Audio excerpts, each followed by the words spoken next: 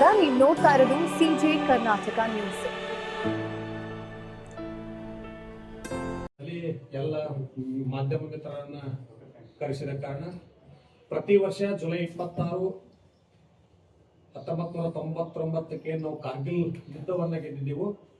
ಆ ಯುದ್ಧದಲ್ಲಿ ಹಲವಾರು ವೀರ ಯೋಧರು ತಮ್ಮ ಜೀವವನ್ನ ಈ ದೇಶಕ್ಕಾಗಿ ಬಲಿದಾನ ಕೊಟ್ಟಿದ್ದಾರೆ ಮತ್ತು ಹಲವಾರು ವೀರ ಯೋಧರು ಇವತ್ತು ತಮ್ಮ ಅಂಗಾಂಗಗಳನ್ನು ಕಳೆದುಕೊಂಡು ಅತ್ಯಂತ ಕಷ್ಟದ ಪರಿಸ್ಥಿತಿಯಲ್ಲಿ ಅವರು ಇವತ್ತು ನಮ್ಮ ಜೊತೆ ಬದುಕ್ತಾ ಇದ್ದಾರೆ ಮತ್ತು ಹಲವಾರು ಪರಿವಾರಗಳು ಈ ಯುದ್ಧದಲ್ಲಿ ತಮ್ಮ ಗಂಡನನ್ನ, ಮಗನನ್ನ, ತಂದೆಯನ್ನ ಕಳ್ಕೊಂಡಿರ್ತಕ್ಕಂಥ ಸಾಕಷ್ಟು ಮಕ್ಕಳು, ಹೆಣ್ಣು ಮಕ್ಕಳು, ಅವರ ತಂದೆ ತಾಯಿಗಳಿದ್ದಾರೆ.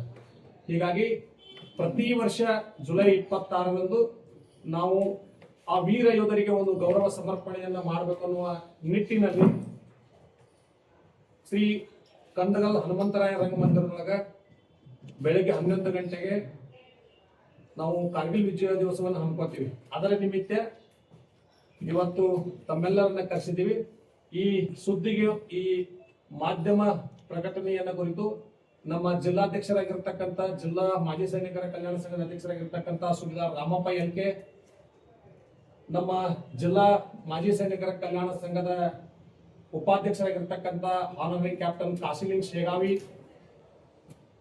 ಮತ್ತು ನಮ್ಮ ಸಂಘದ ಪ್ರಧಾನ ಕಾರ್ಯದರ್ಶಿಗಳಾಗಿರ್ತಕ್ಕಂಥ ವಿದ್ಯಾಧರ್ ಪಾಟೀಲ್ ಮತ್ತು ನಮ್ಮ ಸಂಘದ ಗೌರವಾನ್ವಿತ ಅಧ್ಯಕ್ಷರು, ಹಿರಿಯರು, ನಮ್ಮೆಲ್ಲರ ಮಾರ್ಗದರ್ಶಕರಾಗಿರ್ತಕ್ಕಂಥ ಶ್ರೀ HR ಮಾಚಪ್ಪ ಸರ್ ಅವರು ಹಾಗೂ ನಮ್ಮ ಸಂಘದ ಭೂತಪೂರ್ವ ಅಧ್ಯಕ್ಷರಾಗಿರ್ತಕ್ಕಂಥ ಕ್ಯಾಪ್ಟನ್ ಸಿದ್ದರಾಮ್ ಶೇಗುಣಶಿ ಸರ್ ಅವರು ಹಾಗೂ ನಮ್ಮ ಸಂಘದ ಇನ್ನೊಬ್ಬ ಮಾಜಿ ಕಾರ್ಯದರ್ಶಿಗಳಾಗಿರ್ತಕ್ಕಂಥ ಜೈನುದ್ದೀನ್ ಗುಂಡ್ವಾಡಿ ಅವರು, ನಮ್ಮ ಸಂಘದ ಪ್ರಧಾನ ಖಜಾಂಚಿಯಾಗಿರ್ತಕ್ಕಂಥ ನಾಯಬ್ ಸುಬೇದಾರ್ ಶಂಕರ್ ಮೇಟಿ ಅವರು, ನಮ್ಮ ಸಂಘದ ನಿರ್ದೇಶಕರಾಗಿರ್ತಕ್ಕಂಥ ಸುಬೇದಾರ್ ಚಂದ್ರಾಮ್ ಪೂಜಾರಿ ಅವರು, ನಮ್ಮ ಸಂಘದ ಇನ್ನೊಬ್ಬ ನಿರ್ದೇಶಕರಾಗಿರ್ತಕ್ಕಂಥ ನಾಯಬ್ ಸುಬೇದಾರ್ ರಾಮಪ್ಪ ಉಳ್ಳಾಗಡ್ಡಿ ಅವರು ಈ ಸಂದರ್ಭದಲ್ಲಿ ಉಪಸ್ಥಿತರಿದ್ದಾರೆ.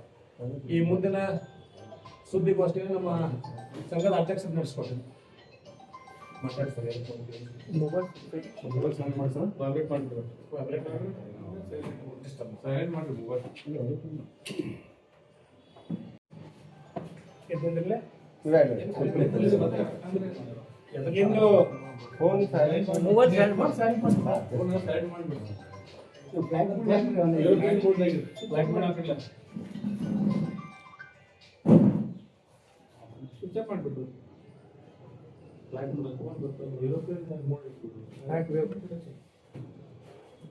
ಇಂದು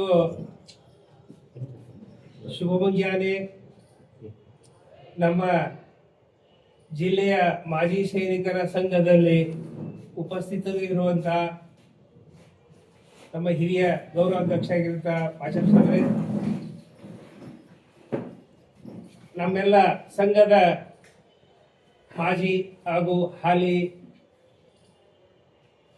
ಬಾಡಿ ಕಮಿಟಿಯ ಸದಸ್ಯರುಗಳೇ,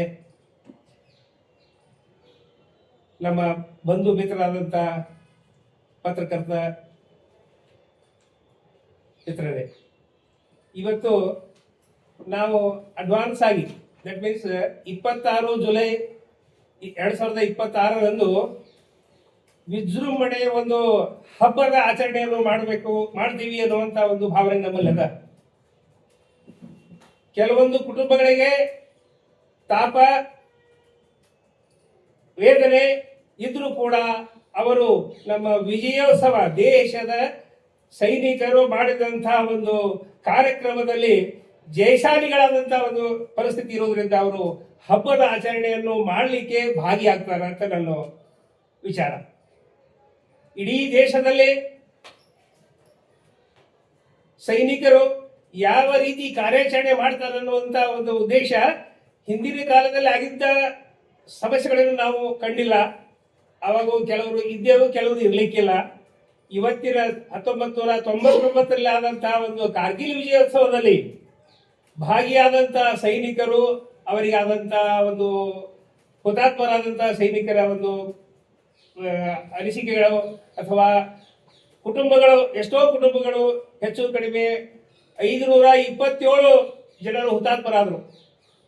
1300 ಜನ ಅದಕ್ಕಿಂತ ಹೆಚ್ಚಿಗೆ ಗಾಯಗೊಂಡರು. ಇಂಥ ಎಲ್ಲ ಕುಟುಂಬಗಳಿಗೆ ಆಗುವಂತಹ ಒಂದು ತೊಂದರೆಗಳನ್ನ, ಆಗುವಂತಹ ಒಂದು ಪಶ್ಚಾತ್ತಾಪಗಳನ್ನ ದೇಶದ ಒಂದು ಸುಭದ್ರತೆಯ ಕಾರಣದಿಂದಾಗಿ ಅದನ್ನೆಲ್ಲ ಮರೆತು ದೇಶಾಭಿಮಾನದಿಂದ ಅವರೆಲ್ಲರೂ ಈ ಹಬ್ಬದಲ್ಲಿ ಭಾಗಿಯಾಗ್ತಾರೆ ಅಂತ ಹೇಳಿ ಭಾಗಿಯಾಗ್ತಾರೆ. ಅದಕ್ಕಾಗಿ ಈ ಆಚರಣೆ ಮಾಡ್ಲಿಕ್ಕೆ ಹತ್ತಿದ್ದೇವೆ. ಆ ಯುದ್ಧ ಆಗ್ಲಿಕ್ಕೆ ಕಾರಣ ಪಕ್ಕದ ರಾಷ್ಟ್ರ ಆದಂತ ಪಾಕಿಸ್ತಾನ ತನ್ನ ದೇಶದ ಒಂದು ರೇಖೆಯನ್ನು ಬಿಟ್ಟು ಕೆಲವೊಂದು ನಮ್ಮ ಇದರಲ್ಲಿರುವಂತಹ LOC ಅಕ್ಯುಪೈ ಮಾಡಿ ನಮ್ಮ ದೇಶಕ್ಕೆ ತೊಂದರೆ ಕೊಡಬೇಕು, ಇನ್ನೂ ಮುಂದೆ ಬರುವಂತ ಒಂದು ದಿನಗಳಲ್ಲಿ ನಮ್ಗೆ ಅವರಿಗೆ ಜಗ ಬಿಡಬಾರದು ಅನ್ನುವಂತ ಒಂದು ಉದ್ದೇಶದಿಂದ ಅವರು ಮಾಡಿದ ಇದಕ್ಕಾಗಿ ಯುದ್ಧ ಶುರುವಾಯಿತು.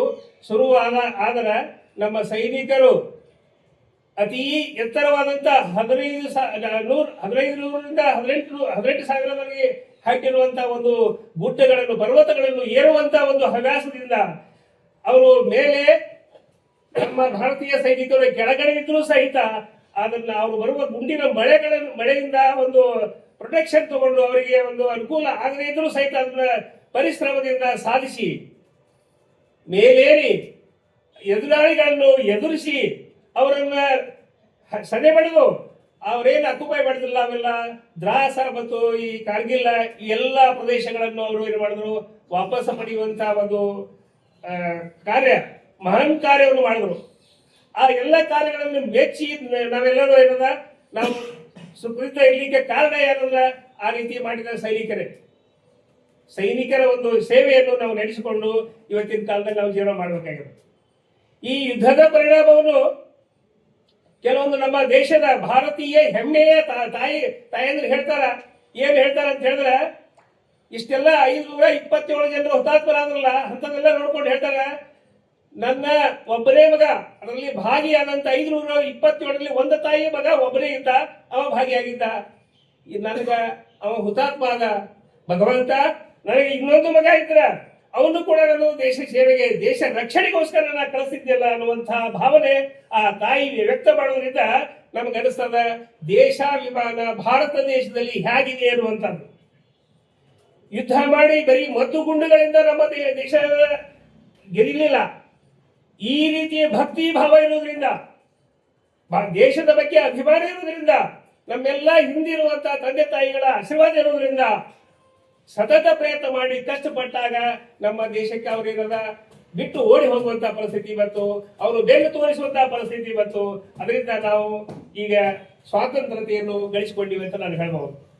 ಇದಕ್ಕೆ ಕಾರಣೀಭೂತ ಬರೀ ಸೈನಿಕರು ಸೇವೆ ಮಾಡ್ತಾರ, ಅಲ್ಲಿ ಹೋಗಿ ನಮ್ಮ ದೇಶದ ರಕ್ಷಣೆ ಮಾಡ್ತಾರ ಅಂತ ಹೇಳಿದ್ರೆ ಅವರಿಗಿಂತಲೂ ಹೆಚ್ಚಿನ ನಾವು ಗೌರವ ಸನ್ಮಾನ ಮಾಡುವಂಥದ್ದು ಯಾರಿಗಂದ್ರ ಅಲ್ಲಿ ಸೈನಿಕರಿರುವ, ಹುತಾತ್ಮರಾಗುವ, ಕಷ್ಟದಲ್ಲಿ ಭಾಗಿಯಾಗುವ ಸೈನಿಕರ ತಂದೆ ತಾಯಿ, ಹೆಂಡತಿ, ಮಕ್ಕಳು, ಸಂಬಂಧಿಕರು ಅವರ ಒಂದು ತ್ಯಾಗ ಭಾವನೆಯಿಂದ ಮಾತ್ರ ಈ ನಮ್ಮ ಸೈನಿಕರು ಅಲ್ಲಿ ಸುರಕ್ಷಿತವಾಗಿ ದೇಶಕ್ಕಾಗಿ ಸತತವಾಗಿ ಅವರು ಕಷ್ಟಪಡಲಿಕ್ಕೆ ಅಥವಾ ಸೆಣಸಲಿಕ್ಕೆ ಸಾಧ್ಯ ಆಗ್ತದ. ಅವರು ಕೂಡ ಈ ಇದರಲ್ಲಿ ನಾವು ನೆನೆಸ್ಕೊಳ್ಬೇಕಾಗ್ತದೆ. ನಂತರದಿಂದ ಈಗ ಯುವ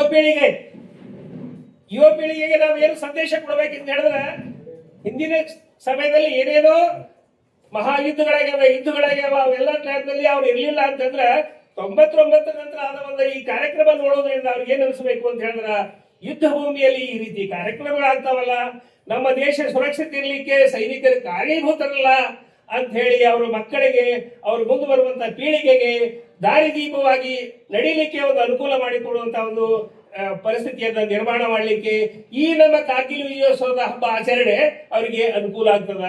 ಈ ಅನುಕೂಲ ಆಗೋದ್ರಿಂದ ಇರುವ ಪ್ರಜೆಗಳು, ದೇಶದಲ್ಲಿರುವಂತಹ ಪ್ರಜೆಗಳು ಸುಖದಿಂದ ಸಮೃದ್ಧಿಯಿಂದ ತಮ್ಮ ತಮ್ಮ ಕಾರ್ಯ ಚಟುವಟಿಕೆಗಳನ್ನು ಮಾಡಿಕೊಂಡು ಹೋಗ್ಲಿಕ್ಕೆ ಅನುಕೂಲ ಆಗ್ತದೆ. ಇದಕ್ಕೇನು ಎಲ್ಲದಕ್ಕೂ ಕಾರಣೀಭೂತರು ಯಾರು ಅಂತ ಹೇಳಿದ್ರೆ ಮುಖ್ಯವಾಗಿ ಸೈನಿಕರು. ಈ ದೇಶ ರಕ್ಷಣೆಯಲ್ಲಿ ಸೈನಿಕರ ಪಾಲ್ಗೊಳ್ಳುವಂತಹ ಒಂದು ಕರ್ತವ್ಯ ನಿಷ್ಠೆ, ಅವರ ಶ್ರದ್ಧೆ, ಅವರ ಭಕ್ತಿ, ದೇಶ ಪ್ರೇಮ ಮತ್ಯಾವ ಇದಕ್ಕೂ ಯಾವ ಫೀಲ್ಡ್ ಅಥವಾ ಯಾವ ಒಂದು ಇದಕ್ಕಾದ್ರೂ ಹೊಂದಿಸ್ಲಿಕ್ಕೆ ಸಾಧ್ಯ ಇಲ್ಲ. ನಾನು ಹೇಳಬೇಕಾಗಿದ್ದು ಒಂದೆರಡು ವಿಷಯ ಏನಂತ ಹೇಳಿದ್ರೆ, ಈ ನಮ್ಮ ಭಾರತ ದೇಶದಲ್ಲಿ ವಾಸಿಯಾಗಿರುವಂತಹ ಸಮಗ್ರ ಭಾರತೀಯರು ಏನು ಆಗ್ಬೇಕು ಅಂತ ಕೇಳಿದ್ರೆ, ನೀವು ಶಿಕ್ಷಕರಾಗಿ ಇರ್ರಿ, ಇಂಜಿನಿಯರ್ ಆಗಿರ್ರಿ, ಬೇರೆ ಯಾವುದೇ ಒಕ್ಕಲ್ತನವೇ ಮಾಡಿರಿ, ಬೇರೆ ಡಾಕ್ಟರ್ ಆಗಿರ್ರಿ, ಯಾರೇ ಇದ್ದರೂ ಕೂಡ ನೀವು ದೇಶಾಭಿಮಾನವನ್ನು ಸರಿಯಾದ ಪದ್ಧತಿಯಲ್ಲಿ ನಡೆಸಿಕೊಂಡು ಹೋದರೆ ಮಾತ್ರ ದೇಶಕ್ಕೆ ಯಾವ ರೀತಿಯ ಆಪತ್ತುಗಳು ಬರುವುದಿಲ್ಲ, ಯಾವ ರೀತಿ ಕಟ್ಟಗಳು ಬರುವುದಿಲ್ಲ. ಬಂದರೂ ಸಹಿತ ನಮ್ಮಲ್ಲಿ ಹುಟ್ಟಿ ಬೆಳೆದಿರುವಂತ, ಭಾರತ ದೇಶದಲ್ಲಿ ಹುಟ್ಟಿ ಬೆಳೆದಿರುವಂತ ಶಕ್ತಿ ಸಮರ್ಥವಾದಂತ ಒಂದು ಸೈನಿಕರಲ್ಲ, ಅವರು ನಮ್ಮ ದೇಶವನ್ನು ಉಳಿಸಿಕೊಳ್ಳಿಕ್ಕ, ಸ್ವತಂತ್ರವಾಗಿ ಇರ್ಲಿಕ್ಕ, ಮುಂಬರುವ ಪೀಳಿಗೆ ಸುಖದಿಂದ ಜೀವನ ಮಾಡಲಿಕ್ಕೆ ಅನುಕೂಲ ಆಗ್ತದಂತ ನಾನು ಹೇಳ್ತೇನೆ. ಇದಲ್ಲದೆ ಈ ಕಾರ್ಗಿಲ್ ವಿಜಯೋತ್ಸವ ಆಚರಣೆ ಮಾಡಕತ್ತೀವಿ. ಇದರಲ್ಲಿ ಪಾಲ್ಗೊಂಡಂತಹ 500 ಪಾಲ್ಗೊಂಡು ಮತ್ತು ಹುತಾತ್ಮರಾದಂತಹ 527 ಸೈನಿಕರಲ್ಲಿ ಕೆಲವು ಜನ ಅವರನ್ನ ಹೆಸರು ಸಹಿತ ಹೇಳಬೇಕಂತ ಹೇಳಿದ್ರೆ 3-4 ಜನ ನಮ್ಮ ಇದರಲ್ಲಿ 15-20 ಗುಂಡುಗಳನ್ನು ತಮ್ಮ ಶರೀರದಲ್ಲಿ ಬಿದ್ದರೂ ಕೂಡ ಮುಂದುವರೆದು ನಾನು ಮುಂದೆ ಹೋಗಿ ನಾನು ನನ್ನ ದೇಶಕ್ಕೆ ಸ್ವತಂತ್ರ ತರ್ತೀನಿ, ಇವ್ರು ಯಾರು ನನ್ನ ವೈರಿಗಳನ್ನು ಒಳಗೆ ಬಿಡುವುದಿಲ್ಲ ಅನ್ನುವಂತ ಇದು ಧೈರ್ಯ ಮಾಡಿ ಅಲ್ಲಿರುವ ವೈರಿಗಳ ಸ್ಥಳಗಳನ್ನು ಕ್ಯಾಪ್ಚರ್ ಮಾಡ್ಕೊಂಡು ಬಂದಂತವ್ರು ಅದಾರೆ. ಆಮೇಲೆ ನಾನು ಮುಂದುವರೆದು ಯುದ್ಧ ಮಾಡುವಂತ ಪರಿಸ್ಥಿತಿಯಲ್ಲಿ ಏನಾದರೂ ನನಗೆ ಅಡ್ಡಿ ಬಂದು ರಕ್ತ ಸಾವಾಗ್ಲಿ ಅಥವಾ ಗುಂಡುಗಳು ಬಡಿದ್ರು ಸಹಿತ ನಾನು ಏನೂ ಮಾಡೋದಿಲ್ಲ ಅಂತ ಸಾಯುವಂತ ಪರಿಸ್ಥಿತಿ ಬಂದ್ರ ನಾನು ಮೊದಲ ಕೊಲ್ಲೋದು ಸಾವನ್ನೇ ಹೊರತು ನನ್ನ ಜೀವ ಕೊಡೋದಿಲ್ಲ ಅನ್ನುವಂತ ಒಂದು ಧೈರ್ಯದಿಂದ ಸೈನಿಕರೆಲ್ಲ ಕಾರ್ಯಾಚರಣೆ ಮಾಡಿದ್ದಕ್ಕಾಗಿ ಏನಾಗಿದೆ ಅಂದ್ರೆ ಸ್ವತಂತ್ರ ಆಗ್ಯದ. ಇದಕ್ಕಾಗಿ ಮುಂಬರುವ ದಿನಮಾನಗಳಲ್ಲಿ ಎಲ್ಲ ನಮ್ಮ ಪೀಳಿಗೆ ಇದನ್ನು ಅನುಸರಿಸಿ ದೇಶಾಭಿಮಾನ ಹೆಚ್ಚಿಸಿಕೊಂಡು ಹೋಗಲಿ. ದೇಶದ ಬಗ್ಗೆ ರಕ್ಷಣೆ ಕಾರ್ಯಗಳಲ್ಲಿ ಎಲ್ಲರೂ ಕಾರ್ಯಾಚರಣೆ ಇದ್ದಾಗ ಏನೇ ಇದ್ದಾಗ ಅವರಿಗೆ ಸೈನಿಕರಿಗೆ ಒಂದು ಸನ್ಮಾನ ಮಾಡಿ ಸೈನಿಕರಿಗೆ ಆಗುವ ಅನ್ಯಾಯಗಳನ್ನು ಹೋಗಲಾಡಿಸಿ ರಾಜಕಾರಣಿಗಳಾಗ್ಲಿ ನಮ್ಮಲ್ಲಿರುವಂತಹ ಸಂಬಂಧಿತ ಸಿಬ್ಬಂದಿಗಳಾಗ್ಲಿ ಎಲ್ಲರೂ ಸಹಕಾರ ಕೊಟ್ಟು ಸೈನಿಕರಿಗೆ ಗೌರವ ಕೊಟ್ಟು ಸೈನಿಕರ ಕುಟುಂಬಗಳಿಗೆ ಗೌರವ ಕೊಟ್ಟು ಮುಂಬರುವ ದಿನಮಾನಗಳಲ್ಲಿ ನಮ್ಮ ಸ್ವತಂತ್ರ ದೇಶ ಸ್ವತಂತ್ರವಾಗಿದ್ದು ಮುಂದೆ ನಡೆಯಲು ಅನುಕೂಲ ಮಾಡಿಕೊಡ್ತಾರೆ ಅಂತ ಹೇಳಿ ನಾವು ಜಿಲ್ಲಾ ಮಾಜಿ ಸೈನಿಕ ಸಂಘದ ಎಲ್ಲ ಪರಿವಾರದ ವತಿಯಿಂದ ಈಗ ಕೆಲವರಷ್ಟೇ ಇಲ್ಲಿ ಬಂದಿದ್ದಾರೆ, ಇನ್ನೂ ಕೆಲವರೆಲ್ಲ ನಮ್ಮಲ್ಲಿ 3,000ದಿಂದ 4,000 ಜನ ಮಾಜಿ ಸೈನಿಕರಿದ್ದಾರೆ. ಅವರೆಲ್ಲರೂ ಅಳಿದು ಬಂದಂತಹ ಸೈನಿಕರು. ಕಾರ್ಯಾಚರಣೆಯಲ್ಲಿ ಏನಾದರೂ ಅಪಘಾತಗಳಾದ್ರೆ ಅಲ್ಲೇ ಆಗಬೇಕಾಗಿತ್ತು, ನಾವು ಏನಾಗ್ತಿದ್ದೆವು, ಹುತಾತ್ಮರಾಗ್ತಿದ್ದೆವು. ಆದ್ರ ಭಗವಂತನ ನಮ್ಮ ಭೂತಾಯಿಯ ಹಡೆದ ತಾಯಿಯ ಒಂದು ಆಶೀರ್ವಾದದಿಂದ ನಾವೇನಾಗಿವಿ, ಅಳಿದುಳಿದ ಬಂದಂತಹ ಸೈನಿಕರು ಮುಂಬರುವ ಪೀಳಿಗೆಗೆ ನಾವೇನಂದ್ರ ಅದು ಮಾರ್ಗದರ್ಶನ ಆಗಲಿ, ಅವರಲ್ಲಿ ದೇಶಾಭಿಮಾನ ಹೆಚ್ಚಲಿ ಅನ್ನುವಂತಹ ಭಾವನೆ ಇಟ್ಟುಕೊಂಡು ಪ್ರತಿ ಸಲ ನಾವೆಲ್ಲ ಮುಂದಾಳತ್ವ ವಹಿಸಿ ನಮ್ಮೆಲ್ಲ ಮಾಜಿ ಸೈನಿಕರು ಅವರು ಜಾತಿ ಮತ ಪಂಥ ಯಾವುದನ್ನು ಆಚರಣೆ ಮಾಡದೆ ನಾವು ಒಂದೇ ಜಾತಿ ಸೈನಿಕರು ದೇಶ ರಕ್ಷಕರು ಅನ್ನುವಂತಹ ಭಾವನೆ ಇಟ್ಟುಕೊಂಡು ನಾವು ಇದನ್ನ ಮುಂದುವರಿಸಿಕೊಂಡು ಹೋಗಿವಿ. ಪ್ರತಿಯೊಂದು ಕಾರ್ಯಕ್ರಮಗಳಲ್ಲಿ ನಾವು ಮುಂದಾಳತ್ವ ವಹಿಸಿ ಮಾಡೋದ್ರಿಂದ ನಮಗೆ ಹೊರಗಿನ ಜನ ಕೂಡ ಪಬ್ಲಿಕ್ ಸಹಿತ ನಮಗೆ ಸಪೋರ್ಟ್ ಮಾಡ್ತಾರೆ.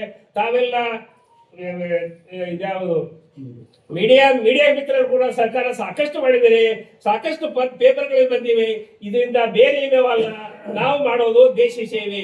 ಬರೀ ಗನ್ನು ತಗೊಂಡು ಯೂನಿಫಾರ್ಮ್ ಹಾಕೊಂಡು ಬಾರ್ಡರ್ನಲ್ಲಿ ಹೋಗಿದ್ದು ಸೇವೆ ಮಾಡೋದು ಅಷ್ಟೇ ಅಲ್ಲ, ನೀವೆಲ್ಲರೂ ಮಾಡೋದು ಕೂಡ ಒಂದು ರೀತಿಯ ದೇಶ ಸೇವೆ, ಸೈನಿಕರಿಗೆ ಮಾಡುವಂತ ಸಹಕಾರ ಸಹಾಯ ಅಂತ ತಿಳ್ಕೊಂಡು ನಾವೆಲ್ಲ ಇನ್ನೂ ಮುಂದೆ ಕೂಡ ಅನೇಕ ಕಾರ್ಯಕ್ರಮಗಳು ಮಾಡಿಕೊಂಡು ಸೈನಿಕರಿಗೆ ದೇಶಕ್ಕೆ ಅನುಕೂಲ ಆಗುವಂತ ಒಂದು ಪರಿಸ್ಥಿತಿ ನಾವು ಮುಂದುವರೆದು ಮಾಡ್ತೀವಿ. ಧನ್ಯವಾದಗಳು, ನಮಸ್ಕಾರ ಎಲ್ಲರಿಗೆ. ಈ ಕಾರ್ಯಕ್ರಮದ ಸ್ವರೂಪ ಕಾರ್ಯಕ್ರಮ ಜುಲೈ 26 ಪ್ರತಿ ವರ್ಷ ನಾವೇನದ ಶ್ರೀ ಗದ್ದಗಲ್ ಹನುಮಂದಿರದಲ್ಲಿ ಕೆಲ ಕಾರ್ಯಕ್ರಮ ಆಮೇಲೆ ಕಾರ್ಗಿಲ್ ವಾರ ಇದಾಗುವಂತ ಒಂದು ವಿಡಿಯೋಗಳನ್ನ ಕ್ಲಿಪ್ಗಳನ್ನು ಬಿಟ್ಟು ಕೆಲವೊಬ್ರು ಎಲ್ಲರೂ ಸಹಕಾರ ಮಾಡಿದ ಸಹಾಯ ಮಾಡಿದಂತ ವ್ಯಕ್ತಿಗಳನ್ನು ಒಂದು ಸ್ಕ್ರೀನ್ ಅಲ್ಲಿ ಹಾಕಿಸಿ ನಮ್ಮ ಅತಿಥಿಗಳು ಸೀನಿಯರ್ ಆಫೀಸರ್ಸ್ ಕೂಡ ಅದಾರೆ, ಸೀನಿಯರ್ ಜವಾನರಿದ್ದಾರೆ, ಉಂಡೆಡ್ ಆದಂತ ಕಾರ್ಗಿಲ್ದಲ್ಲಿ ಆದಂತ ಒಂದು ಜನರ ನಮ್ಮ ಸೈನಿಕರಿದಾರ, ಅವ್ರಿಗೆಲ್ಲರಿಗೂ ಕರೆಸಿ ಅಲ್ಲಿ ಮಾನ ಸನ್ಮಾನ ಮಾಡಿ ಅವರಿಗೆ ಮಾಲಾರ್ಪಣೆ ಮಾಡಿ ಅವರ ಊಟೋಪಚಾರಗಳನ್ನೆಲ್ಲ ನೋಡ್ಕೊಂಡು ಕಳಿಸುವಂತ ಒಂದು ಕೆಲಸ ಮಾಡ್ತೀವಿ. ಇದಕ್ಕಿಂತ ಮುಂಚೆ ಇಡೀ ಭಾರತ ದೇಶದಲ್ಲಿ ಹುತಾತ್ಮರಾದಂತಹ ಒಂದು ನಮ್ಮ ಸೈನಿಕರ ಪರವಾಗಿ ಸೈನಿಕ್ ಸ್ಕೂಲಲ್ಲಿ ವಾರ್ ಮೆಮೋರಿಯಲ್ ಅಂತಿದೆ.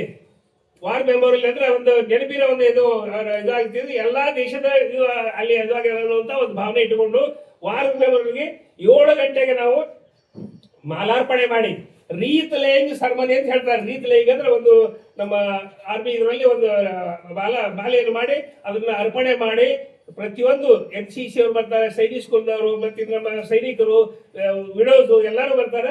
ಆ ಟೈಮ್ದಾಗ 8 ಗಂಟೆಗೆ ಅಲ್ಲಿ ರೀತ್ ಲೇಯಿಂಗ್ ಮಾಡಿ ಅಲ್ಲಿಂದ ಜನರಿಗೆ ಮಕ್ಕಳಿಗೆ ಗೊತ್ತಾಗುವಂತ ಒಂದು ಪರಿಸ್ಥಿತಿ ಈಡೇರಿಸಲಿಕ್ಕೆ ಮಾಡ್ಲಿಕ್ಕೆ ಮೋಟಿವೇಶನ್ ಆಗ್ಲಿ ಅಂತ ಅನ್ನೋದಕ್ಕಾಗಿ ಗೋದಾವರಿ ಹೋಟೆಲ್ದಿಂದ ಪೂರ್ತಿ ಕಣ್ಗಲ್ ಹನುಮಂತರಾಯ ರಂಗಮಂದಿರವರೆಗೆ ಪಾದ ಯಾತ್ರೆ ಮಾಡಿ ಅಲ್ಲಿ ಬಂದು ಅಲ್ಲಿ ಎಲ್ಲ ಮಕ್ಕಳಿಗೆ, ಸ್ಕೂಲ್ ಮಕ್ಕಳಿಗೆ ಮತ್ತು ಹೆಣ್ಮಕ್ಕಳಿಗೆ ಎಲ್ಲರಿಗೆ ಅಲ್ಲಿ ಇದು ಆಶ್ರಯ ವ್ಯವಸ್ಥೆ ಮಾಡಿ VIP ಬಂದ ತಕ್ಷಣ VIP ಸ್ವಾಗತ ಮಾಡಿಕೊಂಡು NCC ಒಂದು ಪರೇಡ್ ಇಟ್ಟುಕೊಂಡು ಒಳಗೆ ಕಾರ್ಯಕ್ರಮ ಮಾಡಿ ಒಂದು ಮುಕ್ತಾಯ ಮಾಡ್ತೀವಿ ಸರ್. ಸಂಜೆ ಮುಂಜಾನೆ 11 ಗಂಟೆಗೆ ಶುರುವಾಗ ಸಾಯಂಕಾಲ 2-3 ಗಂಟೆವರೆಗೆ ಆಗ್ತದೆ. ಅಲ್ಪೋಪಹಾರದ ನಂತರ ಎಲ್ಲರೂ ತಮ್ಮ ತಮ್ಮ ಕಾರ್ಯಕ್ರಮಕ್ಕೆ ಹೊಂಡ್ತಾರೆ. ಇಷ್ಟೆಲ್ಲ